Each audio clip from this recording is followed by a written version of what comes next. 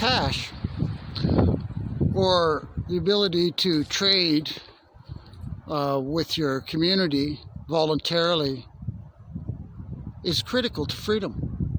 It's a cornerstone of freedom.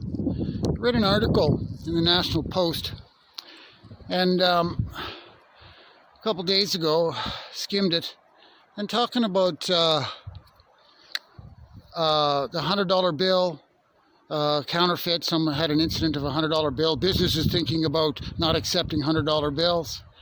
And this is a trial balloon, kind of a ploy to soften up the public, to get them used to the idea of a cashless society. Now, it's convenient and technology can favor, but centralized control, forget it.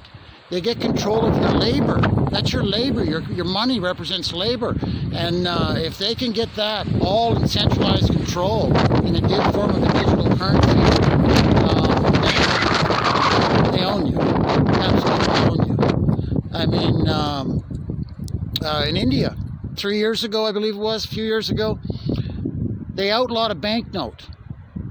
And it was a higher denomination old banknote. I can't remember exactly the denomination. However, it was widely used as a way to save money. You know, bigger banknote, less space. You know, dig a hole, put it somewhere. And the Indian people, I think they buy a lot of gold, and they don't trust the government currency, anything like that. So smart. So, but anyway, the government outlawed the bill, forced them into the banking system, and thereby right away, oh geez, taxation, yay! You know, it's coming where you're going to drive through a red light or be speeding 10 kilometers over the speed limit, and it'll just come straight out of your bank account. That's what they want if we allow it. So this is in the works. The control, people who want to control every aspect of our lives, and the plans are in place. The Agenda 2021, Agenda 30, 2030, all that globalist dreams, utopia. They think they're going to get. So they want centralized control. Now, again, technology is good if it's decentralized. You know, you can carry cash. When I got off the plane 7 years ago in Hong Kong, they were handing out these kind of like a debit card, except you could load it up with money and then use it to trade in Hong Kong, anonymous. You could do anything. And that was at that time, Hong Kong at that time was rated by some big, you know, rating thing. Apparently had some credibility.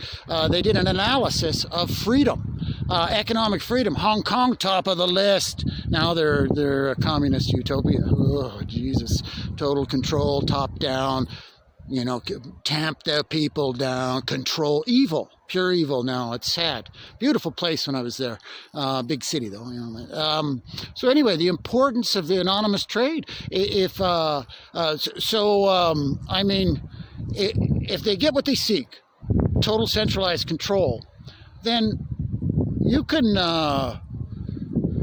expect to be taxed up the yin yang. And one only has to live in Canada to know about the Canada Revenue Agency, known as the CRA. I mean, this is the sharp stick of the banking class, because that's where all the taxes and interest comes from, is the people. So they run all kinds of clawback schemes and penalty interest. If you take money from them, oh, you'll pay. So from the government, oh, the CRA will devise some scheme to squeeze it out of you. So the cash, I mean, what you can do, what I'm doing, is use cash regularly. Like I pay my taxes sometimes in cash. I'll go up and pay everyday items in cash. Now, you have to be careful. I take a little bit of money out of the bank, you know, relative to what we have. You know, take out a good chunk, put it in a safe deposit box, not under your mattress. Sweet Jesus, you know, that's insane. Put yourself at risk.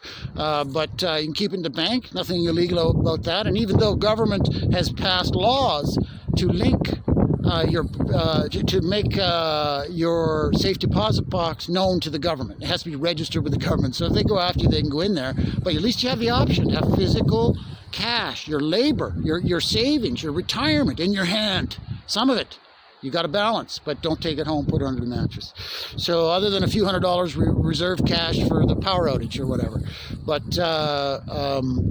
because decentralized, and we need collectively, in my view, to spread the notion that that cash is good, spread it in society. They're trying to make it dirty with this crisis. You know, you can catch some disease from I mean, it's just absurd. There's no science behind any of this crap that's going on. It's the statistical equivalent of the flu season, ultimately, you know, exacerbated grossly by government lockdowns and restrictions.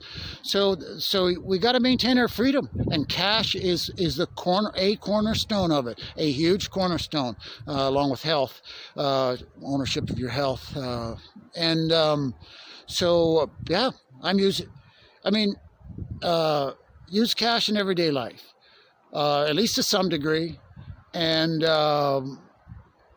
if government continues to try to move it or makes moves, more and more moves to limit cash, push back.